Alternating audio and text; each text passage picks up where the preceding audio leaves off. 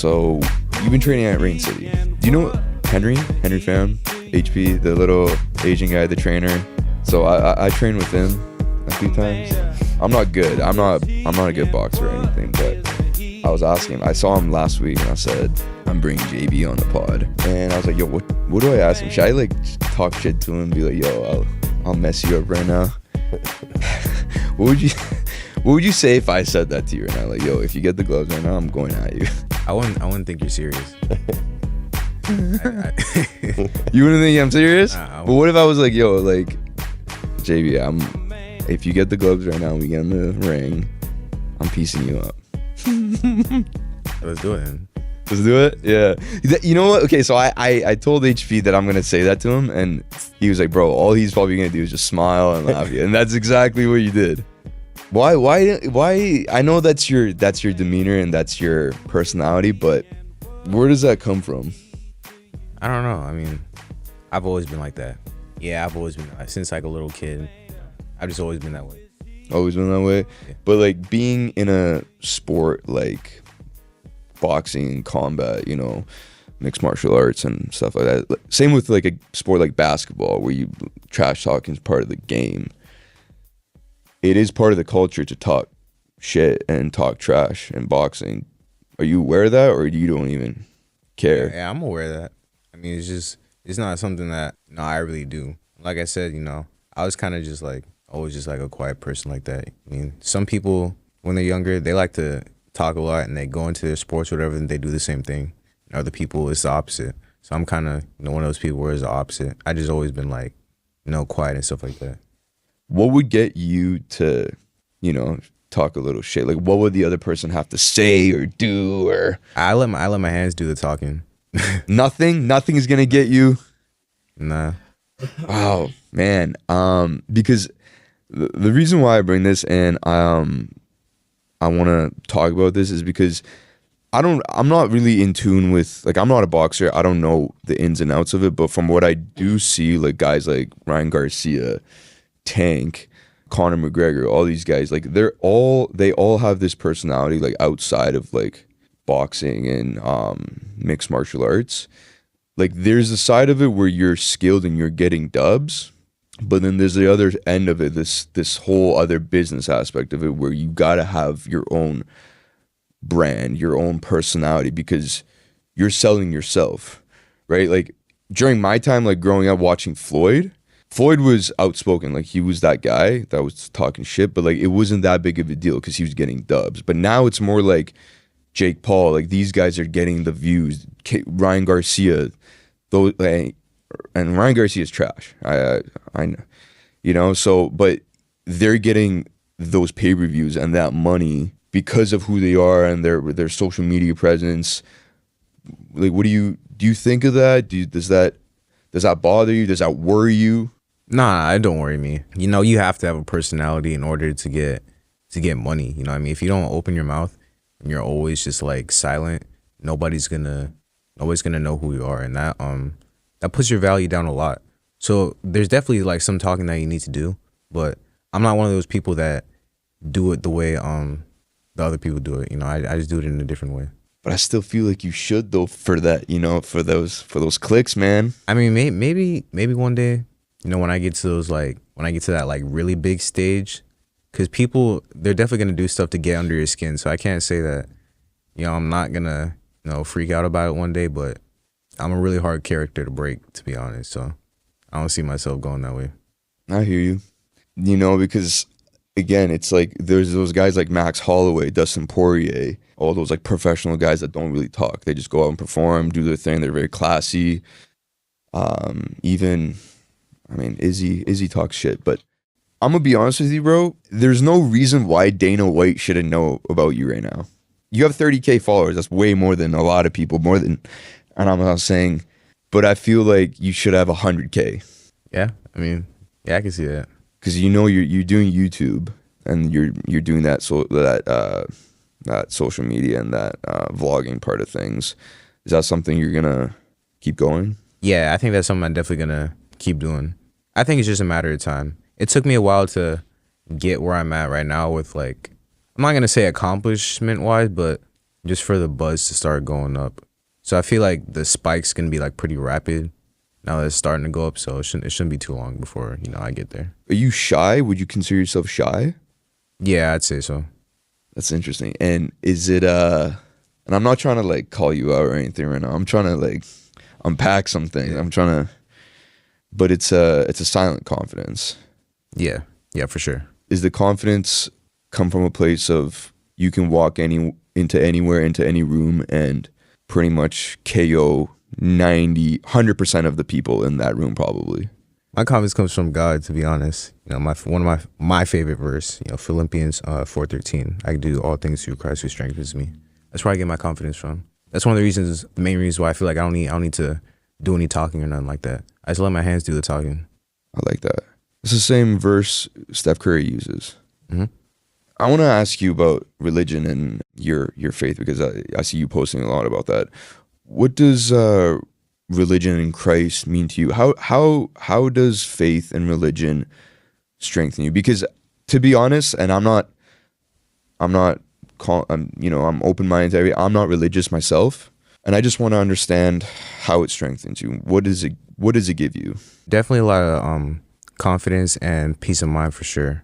Obviously, like I can't speak about everybody, but me personally, I've had a lot of very supernatural experiences with Jesus, to be honest.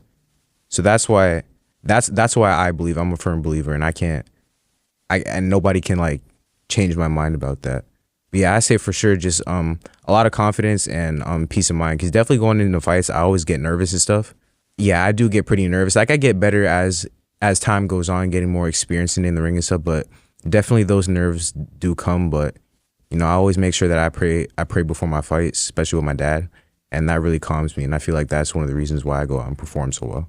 What are those supernatural things, if you can talk about it, if it's nothing too personal? Yeah, of course.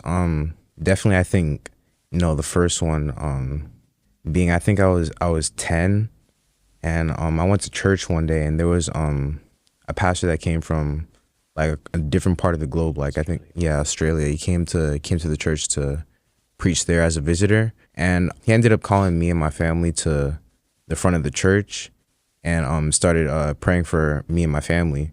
And then he just started, and this is someone that doesn't know me at all, came from the other side of the world, and he just started telling me about how that I was gonna be a world champion one day, and like mixed martial arts and stuff like that, like not knowing anything about me, and I'm like 10, you know what I mean? Like I was good, but I don't even think I won nationals and nothing like that. He's prophesying, saying, I'm gonna be a world champion. I'm gonna use my platform to save many people and stuff like that. So that was like my first like real like experience like that. And then that happened 2 more times. It happened another time when I think I was like 11, and then 12.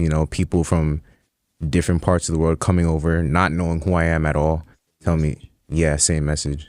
Not knowing you're a fighter at all, not knowing anything about your background. Nothing about me, never even seen it before. Yeah, I mean, I understand why you'd be into religion. I get it. One thing I will say, man, and this is something that I don't want anyone that's religious to take the wrong way, but a lot of people, I see a lot of athletes after they win an award or they win a championship or anything like that, they always say, I give credit to God and Christ. That's great, but a part of me is whenever an athlete or anyone says that, I always think to myself, well, it was you that did that. You went out and KO'd that guy in round 2, right? That was Joseph Brown that did that. And it doesn't bother me, but I want the athlete, I want you to be able to say, I did that. I give all the praise to Christ and God, and I thank him for being on my side, but I went out and performed and did that. What do you think? Yeah, I definitely get that. I still feel like I wouldn't be able to do it like without him. And I say that, I'll use the example as like my parents, for example. If I went on the mic right after my fight, after I knocked the guy out, and I said, I just want to thank my parents, like I wouldn't have done this, and I wouldn't be able to do this without them. That's 100% true. Without my parents, I wouldn't be where I'm at today. They've sacrificed so much for me to be here, and my dad being one of my main trainers, put in so much time and work and effort into me for me to be where I am today. So like I definitely wouldn't have been able to go and do that, and not just that W, but all the rest of my performances without my dad. I say the same thing with Christ, but just on a greater scale. I got you. That's a good way of explaining it, because yeah, I mean, it's just also the way some athletes where it's like, I give all the credit to Christ. It's like, well, okay, like you can't like, just give a little bit of credit. I mean, you know what I mean? Yeah, I mean, of course. I mean, at the end of the day, I have to put in work too. If I just sit around and do nothing all day and expect to go into a ring and win, I mean, it's not gonna work. You know, I have to put in work myself too. So I give myself a little bit of credit, but you know, I thank him for, you know, just giving me that opportunity and that platform to go and do it on. Because I'm definitely not. I work hard, and I believe I work harder than everybody else, but I'm not saying I'm the only hardworking kid out there. I mean, there's a lot of people that are talented like me and that work hard like me, but they're not getting the opportunity that I am. Right, right. Have you ever been hurt? Have you ever gone hit? Because I feel like you haven't. I never got dropped, nothing like that. I've been hit hard though, but yeah, I have a good chin. So Yeah. When was the time? Because someone asked me to ask you, have you've been like stunned or like hit hard where you're like, whoa? I've definitely gotten hit hard and been like, yeah, I don't want to get hit like that again. But nah, for the most part, I've been good. In training mostly? Yeah. I don't get touched in my fights. Like straight up, you don't get. Yeah, nah. I think this is the last one I got hit once. That was it. Yeah, you messed that guy. That was too easy. Do you ever like feel like when you're in it, you're like, this fuck, man, like this is really. Yeah, I mean, like, this one I did want 3 rounds. That's why I told everybody, even my coaches. I was like, you know, I hope, you know, I want 3 rounds, but I want 2. So I was like, oh dang, but. What do you mean you want 3 rounds? Like you wanted to? I wanted to go 3 rounds. So you want to prolong it? Yeah, because I want the experience. I don't want to go in there and just run through a guy. I mean, to be honest, I'm one of those people where like it kind of sucks when you knock the guy out fast. It's like it's cool, but it's like, dang, I went through like a whole 8-week training camp to get him out there in the first round. It's like that's crazy, man. Yeah. The fact that you can just like be like, yo, I want to like fight more. Yeah, it's really like that, huh? Mm-hmm. And is there? I mean, obviously, you know, they're building you up and they're doing a great job. How long does it take you to recognize, okay, this is what this person's tendency is? Because yeah, I'm assuming you didn't have any like video footage on the guy you just fought, or I got some, but it was only like a few days before. But I mean, in general, I mean, you figure it out quick. Like me, it only takes me like, I say like, yeah, first like half of the round or first round, and I'm good after that.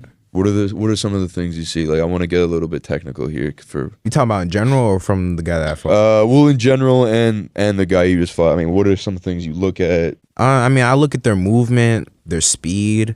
You know, I use feints to see what they're gonna bite on. Yeah, check what type of bad habits they got. Okay, and you can get that quicker. Yeah. Does that separate you from a lot of fighters? You can notice that quicker, that boxing IQ? Yeah, I think that's definitely something that separates me from a lot of people is my ring IQ.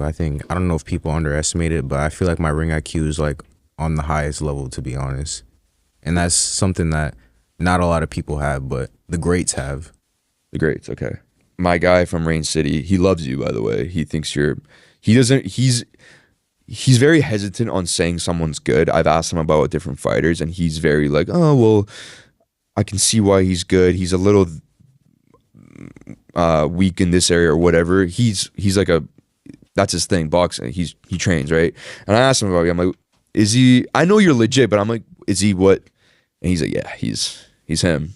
He's one of them ones, man.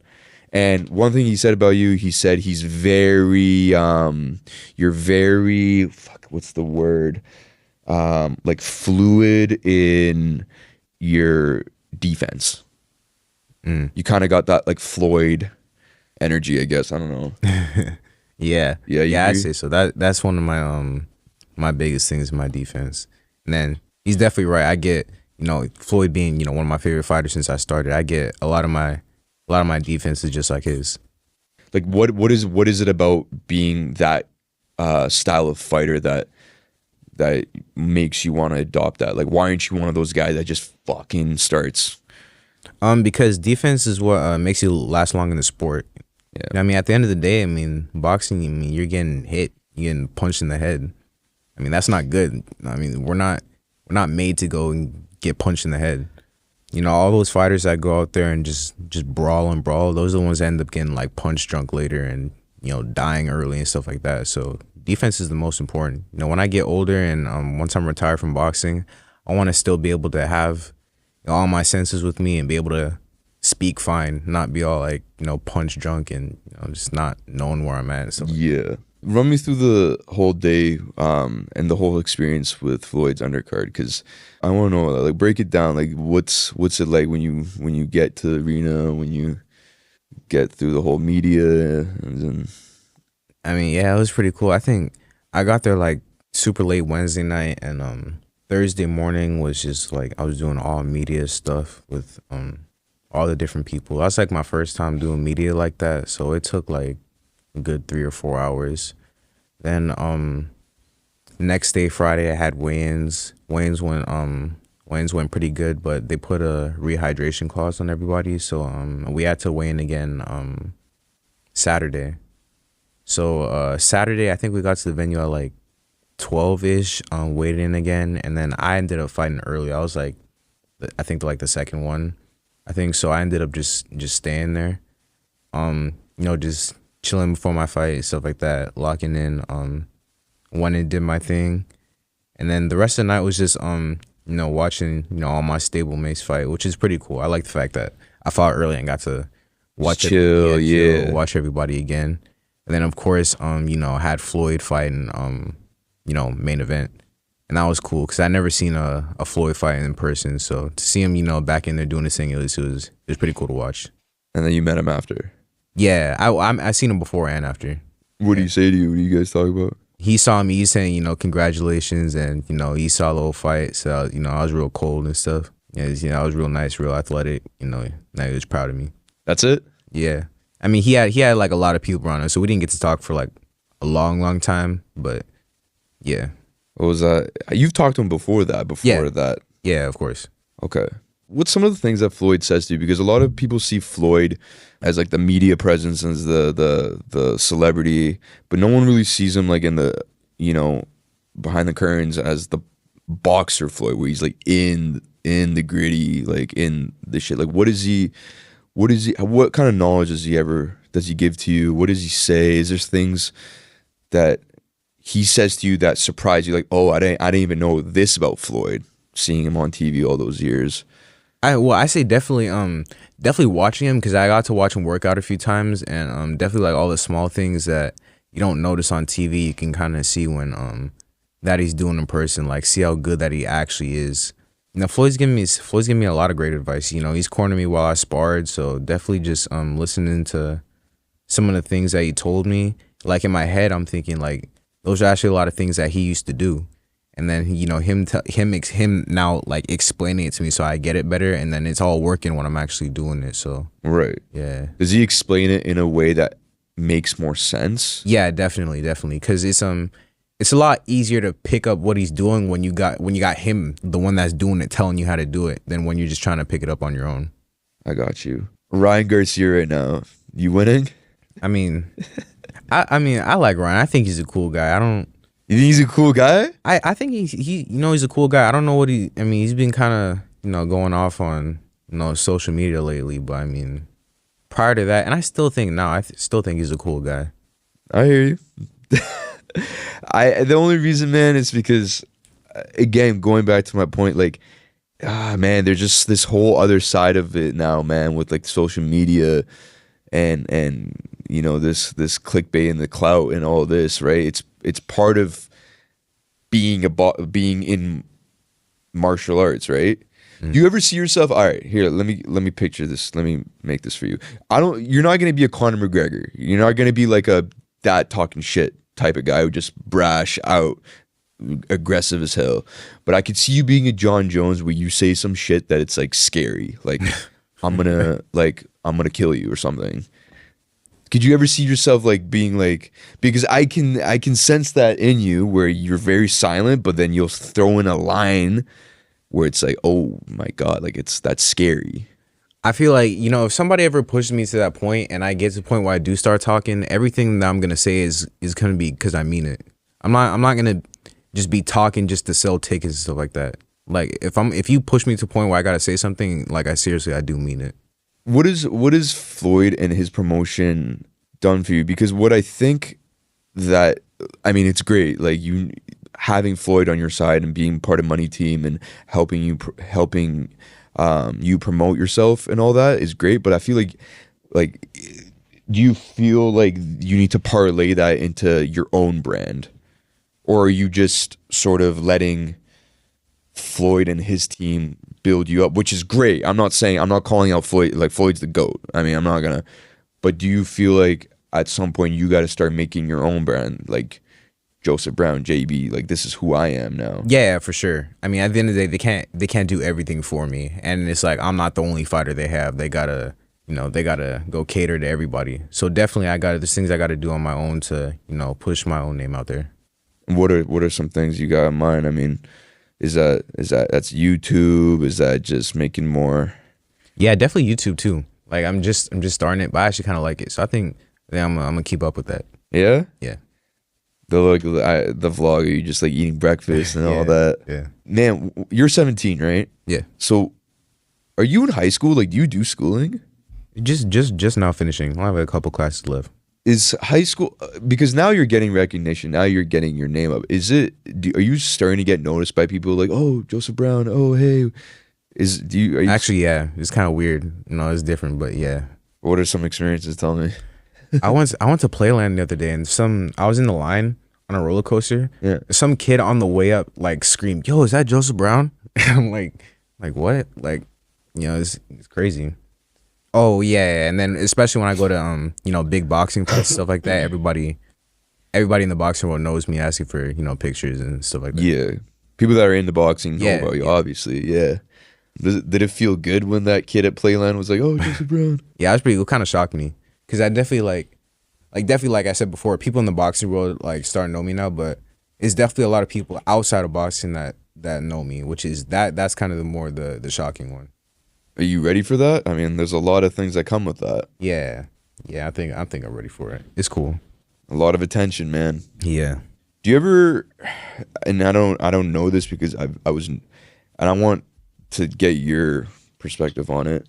What's it like being not an ordinary 17-year-old? Because you're not. You're a prodigy. You're something special. Do you ever wish you had more of a, I guess, normal life? Yeah, for sure. I mean, I've dedicated my whole life to it, since I was born, pretty much. I started in the gym at like 6, and ever since then I've been training like crazy. Even as a kid, I was training like 4 or 5 hours a day. Stuff I do now, I was doing as a little kid. So growing up, I never was really I never really had like a kid childhood. It was always just like in the gym, training, work hard, dedication, all of that, even up until this point now. So it's definitely got its pros and cons, more pros than cons. Because I definitely do wish sometimes, I was just like a regular kid that could go do regular stuff. But I still I wouldn't, if I could go back, I wouldn't change anything. I still keep it the way it is now. Because I think there's a lot of cool things and things that are paying off now that definitely wouldn't have happened if I were to go back and change anything. Yeah, I mean, shit, you fought on Floyd's undercard, man. Yeah. I mean, Yeah. you're doing something right. Yeah. I want to, like you said, like you used to train 4 or 5 hours a day as a kid. In your vlog, I remember your dad would wake you up at 3 a.m., 4 a.m., train, do 6 a.m., do like 1,000 kicks.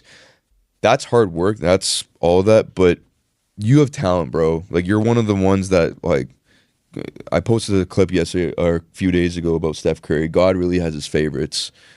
And I would say God really was like, okay, this kid's going to be. Do you believe that? Yeah, I believe that for sure. I believe that for sure. He blessed me, with the talent to do it. I got the hard work ethic to, make it work out. I don't remember what you said last time on the episode, but what is the goal? You want to finish your career undefeated in boxing, obviously, and then go to the UFC, Yeah, yeah, and won a title there. win a title there. So you want GOAT status? Yeah, yeah, for sure. Do you think you'll get it? I think I got a really good chance. Out of out of anybody else that would cross over, because I've actually been doing it. Everyone else tries to cross over with no experience, but I grew up doing everything. Dana should be calling you right now, man. I'm serious. And that's what I mean, man. That's a part of it where I'm like, you're at 30K, you should be at 100. Yeah. And you're still training jiu-jitsu, Muay Thai every day? Or Almost. Like when I have my boxing matches coming up, I focus more on boxing, but yeah, I still train everything a lot. I keep it sharp. when you're back home and not training, are you just when you're not in training camp, obviously you're obviously still training, but Yeah. when you're not in the thick of it, are you chilling more? What's kind of like the things you like to do? I'm still training a lot, to be honest. Like since I fought, I haven't been back to a gym yet, but I still been training every day, still twice a day, to be honest, just at my house. I just force myself to stay out of the gym so I don't go back into like hard sparring and stuff like that. Cause I know if I do, then I'm gonna go straight back into, hard stuff. So I'm trying to give my body a little bit of a break, but then I just get bored sitting around not doing nothing. So then I start training. Right.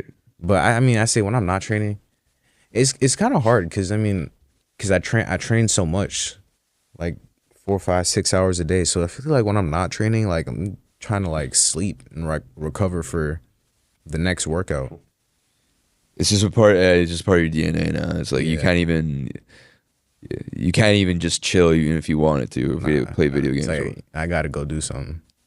Do you? Ah, man. How do I question this? Do you like the fact that you can't just chill and like do normal thing? Like you do obviously do normal things, but just like chill and like be like, yo, I'm gonna sit back, eat junk food, and play video games today. I like how I feel because it makes me not ever want to be lazy in any sort of way. I always want to train, always trying to get better. You're driven by your passions. And you'll do whatever. When you're most passionate about something and you're just that's all you think about day and night. That's all you want to do. Just want to continue to work on the goal, the vision, the end result, where you see yourself going one day. You're working towards a bigger picture, and it's never enough. You never do enough. You have to make yourself not do too much because you'll overdo it trying to get there too quick. And that's been my major thing now with Joseph. Is he couldn't hardly walk up these stairs getting here today.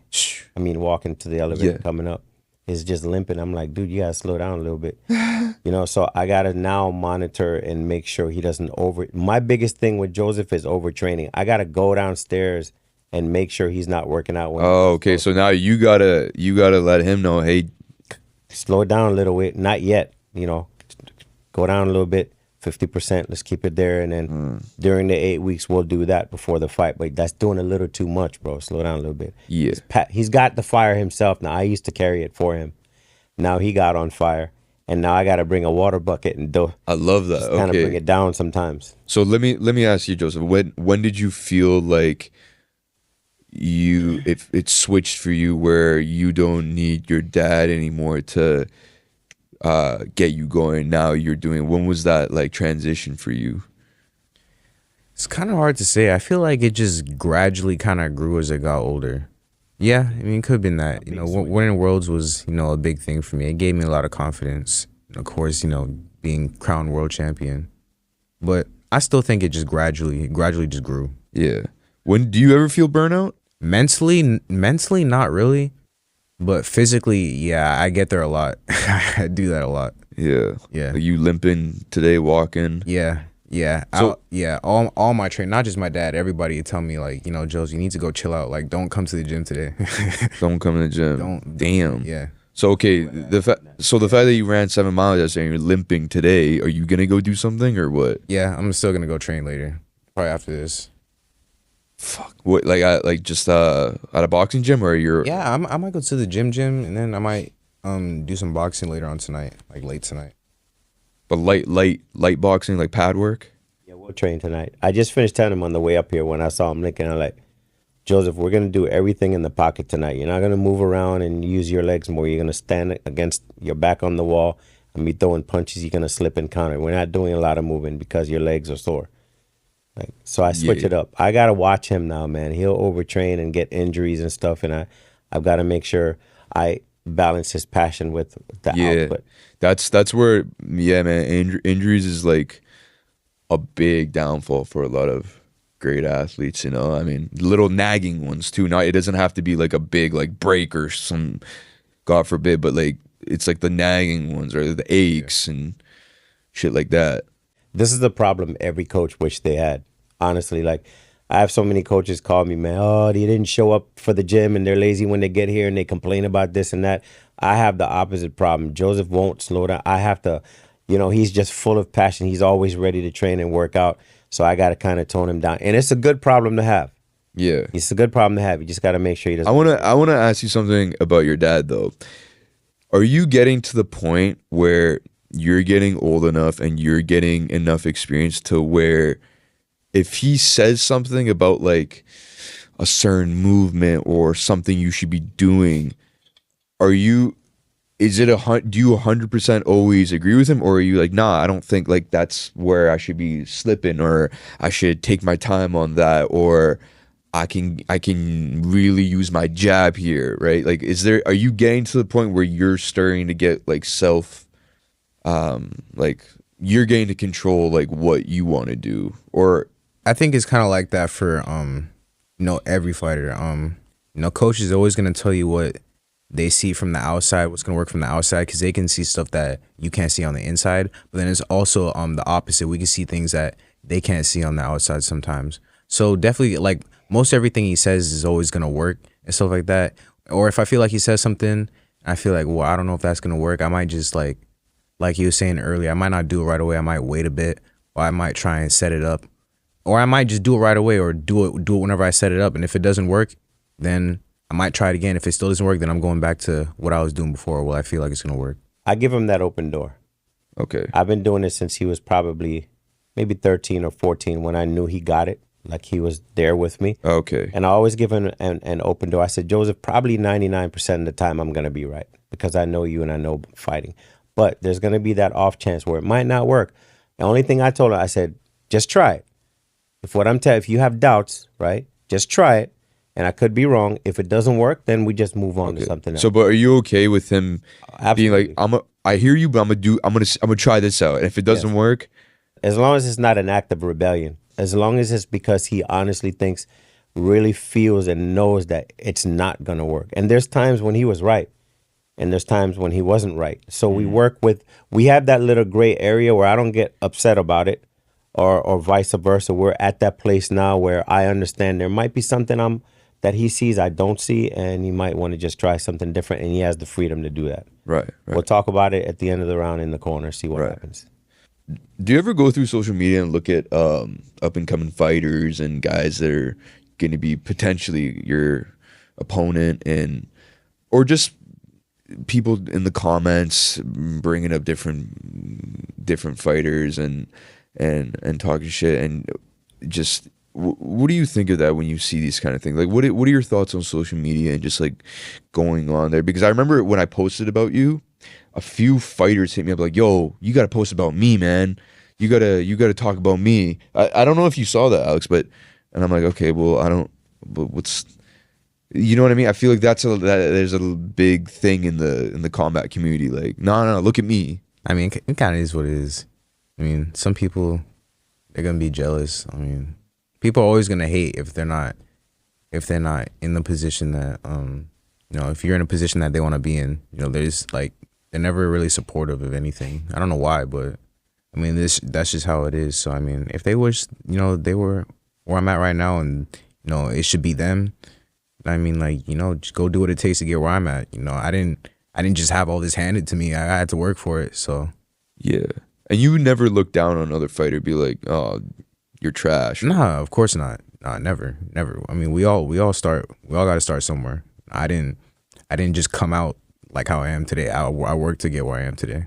But it is a big part of the community of just boxing and fighting in general, where people don't really want to support because it's the nature of the sport. It's like you're fighting, you know. Yeah. I mean, everybody's competitive. Everybody wants to be the best. So I mean, I feel like some of the ways people go about it isn't always great, but I mean, like I said, at the end of the day, it's competitive. You know, everyone wants to be the best, so it's just how it is. What's been one of the biggest obstacles in your career so far, whether it be training wise, mentally, emotionally?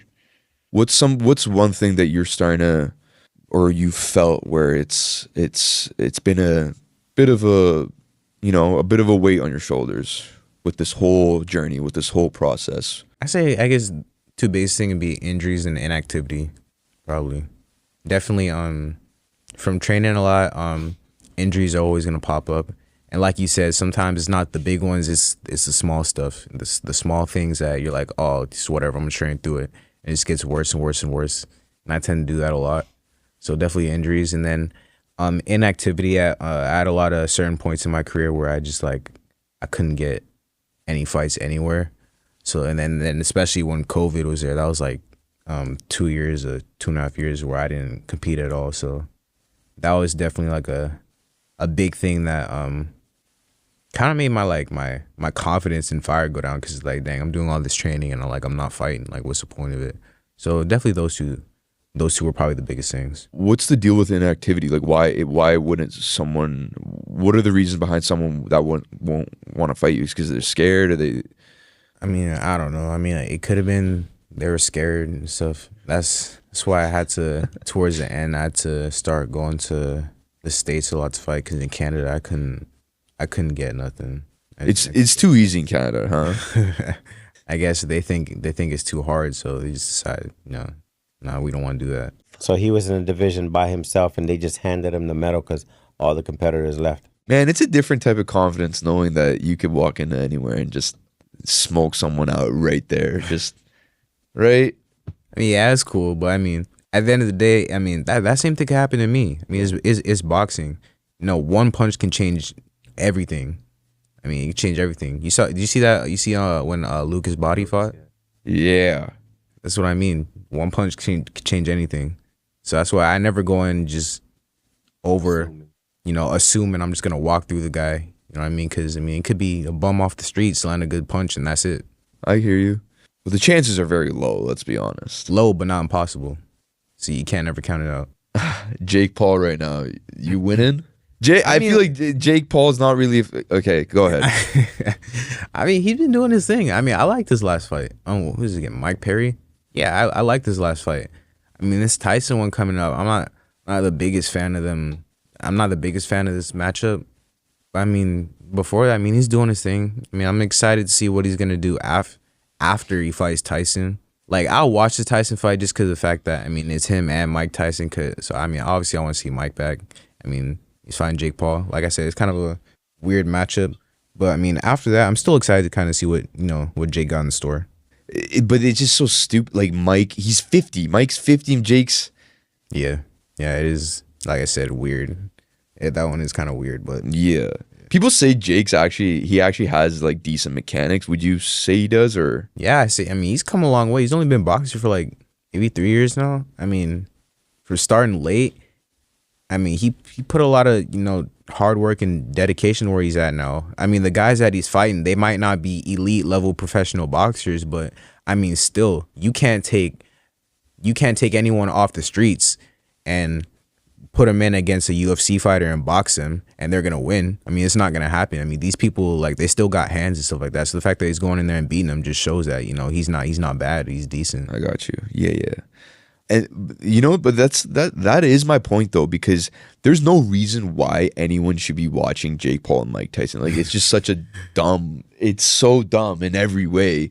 But because of who Jake Paul is and his influence and his social media presence, he's gonna be making that fuck you money. And that's what I'm trying to like relay to you, where it's like I almost guarantee you that fight is gonna get more views and more pay-per-view buys than Usyk and Tyson Fury. Yeah, it probably is. That's insane though. Yeah. But do you see like? Do you see what I mean there? Yeah, Like, I see it. Yeah, for sure. but you're still just gonna do your thing and Yeah. not talk shit. I'm not trying to change you, man. I'm not trying to make you. I'm force you to talk shit, but it's more fun that way, you know. Do you find it? Okay, okay? Let me ask you this: do you feel like if you started talking a little bit more, getting more outspoken, being really like trying to like call people out, do you think it would throw you off your game? Is that a big reason why you don't do it? I feel like now it would. Maybe if I grew up doing that, it wouldn't. But I think now it probably would. It's 'cause I'm not used to that. And then in my head, like a lot of people do it and they don't even really mean what they say. Like they're just talking just to talk. But like I said, me, whenever I say something, it's because I mean it. So if I start saying all this stuff, I'm gonna feel like I have to go live up to everything I just said. Especially with like my fighting style. Like I never go in trying to look for knockouts. Like they just come. You know, I box them and use my skills, and then certain punches I land that I ain't even mean to knock the dude out with. I mean, they go out just because it was set up so well. So I feel like if I just start saying, yeah, I'm knocking you out the first round, now I'm gonna feel like I really gotta go do that. And I'm gonna go out and I'm gonna try and do that, and it's gonna throw everything else off. And your identity, your personality, that's just gonna feel weird. Yeah, for you to say that. Yeah, it would. Like, internally, it's just gonna be like, oh, Yeah. I got you. That's called cognitive dissonance, by the way. It's a psychological thing. You know Crystal Thomas. Yes, she's doing her Training. thing. Yeah, Boy, she works with Joseph every time. She loves this little brother to her. I'll give you an example. So Joseph was in Vegas. He was sparring this guy at pro. And Crystal had been working with him for a few days on his jab especially. So, you know, in the Mayweather gym, you don't record things. People don't record. Sometimes the trainers might record a round or two to go back with the fighter and, you know, hey, this was working, that wasn't working. So anyway, Joseph's sparring this pro. And Joseph's piecing him up a bit. And Crystal gets up on the ring ropes and she starts recording just for a few seconds because she wanted to go back and show him that what they had been working on was working. Well, the guy looked over and saw her filming and went over and just hit her hard, hit her arm like a hook and knocked her phone across the whole gym. A grown man, big dude. Now, everybody was angry because they love Crystal. She's the sweetest person in the world, okay? So anyway, everyone's yelling and going back and forth about whatever. So now Joseph looks at her like a sister. Well, he didn't say anything. The next round starts, and Joseph beat this guy he beat him so bad that the guy's trainer got up on the ropes and stopped it and pulled him out of the ring so Joseph didn't beat him no more. So he's not a talker, bro. He's one of those guys that he doesn't. And then he was cool with the guy after that. No bad blood, but you had to get what you had to get because that's what you had to get him right. You had to get you right for doing that to my sister, but now we're good. Learn your lesson and keep it moving. Wow. He's not a talker, bro. Right. What I want to ask you about that. What did you feel when that happened, and what did you say to yourself going to the next round? I was mad. I mean, that's like I said, like Chris was like a big sister to me, and like there's no reason for him to do that. And especially Crystal helps this guy a lot because he has like two like young, like super young sons that she helps like train for free and stuff. Yeah, so she helps him a lot. It's like for him to turn around and do that, it's like that's just crazy. Like all he had to say was like, "Yo, no, like you gotta stop. Like put the phone down." Yeah, you don't need to hit it. He didn't even say nothing. He just walked over and like smacked it like across the room. It's crazy. And you took that. You took that personally. Yeah, I took that personally, of course. I had Chan Thompson. Lost his first fight, but his brother's a champion. He's a champion. He's got 3 belts. He's 18-1, something like that. But Chan told me, he called me to tell me about it. He said, Martin, I'm telling you something. What I saw in Joseph's eyes, if I didn't know he was a godly young man, I would have thought it was a demon. I saw something evil. If I didn't know his character, I would have thought it was evil. But he said, I'm telling you, there's no one that day for that round. I don't care who you want to pull from any champion, including myself. Nobody would have beaten that Joseph that day. There's that warrior inside that we talked about having. Yeah. And everything. Oh, I see it. There's that warrior that will rise up and not lose. Right. That refuses to lose. That will always win. Find a way to win. Yeah. It's there. But it takes a certain thing to bring it out. Oh, no, I get it. I mean, I'm going to tell you one thing, bro. I mean, I'm sure you already know this, and people around you have told you this. but the quiet ones are the ones you got to be fucking scared of, and the ones that are loud are the weakest in the room. And I'd be terrified of you, man. Do you do you feel like people sense that, like people fear you because of just your demeanor? Because you don't really know what you're thinking, you know? You're quiet, dude. I mean, but then you just turn demon. I mean, it could be. I can't always say it. You know, what people thoughts and perspectives are on me, but me, yeah, that could be it. I'm telling you, man, that it's definitely the quiet ones you gotta be scared of. And you can't announce anything, right? Any fights or anything like that. I'll probably be back like November is what I'm thinking. Possibly end of October, but no, I'm meeting with Richard Schaefer, the promoter, next week. We're gonna talk about it, see what's next. Talk about it, okay? Because you didn't get hit, so you're fresh, you're ready to go. Yeah. Could you have fought literally next day? I could have fought again the same night. Same night. By the way, I talked to Floyd several times that night. Yeah. After the fight. He was just mentioning how unbelievable, man, your son's unbelievable. I have texts I can show you. Him still texting me the next couple of days after. Your son was phenomenal. We're going to keep him busy. I want to have him on all my cards. Yeah, he's going to, I don't think I could mention where he's got a fight coming up right now, but Floyd's got a big fight coming up. I'm not sure. I can't probably mention who with, but of course, big name. And, well, I'll tell you this, maybe Japan. And he says, I'm definitely going to have you on my card. And I think Floyd intends on putting him closer to the top now. Rather than the first or second fight, he's going to have Joseph's fight close to his, because many people saying it was fight of the night. Outside of Floyd, that Joseph had fight of the night. Toss up between him and Kermel. They were both excellent fights. Yeah. But Floyd was Floyd is super cool, dude. Like, outside of the personality that he puts on TV to build and hype the fights, on a personal level, Floyd's a very giving person. He's a very good person. He's a good dude. And, you know, we talked for a while. He said, I got a lot of plans for Joseph, man. He said, if you trust me, he said, all you got to do is trust me, man. I'm going to build his career the right way. He's a superstar. And, you know, we're going to get him there. Just trust me. He just kept saying that. Just trust. I trust you, man. Right. I know you're doing you know what you're doing. So. Right. Floyd's a good dude, bro. Yeah. A real good guy. He's a good guy. I believe it. I mean, that persona he puts on, it's for you know, the views and the money, and he just doesn't tell everyone. He'll go to a whole neighborhood with a big U-Haul full of turkeys on Thanksgiving and give it to all the poor people, buy all the kids presents in the neighborhood. Floyd does his good deeds without anyone knowing about it. And once you get to know him, you're like, man, this guy is an amazing human being. But I got to tell you, bro, the talent, like me seeing it up close and personal, watch him train and then watching him fight, bro, that's been in the game for 50 years, I was floored. I was in awe.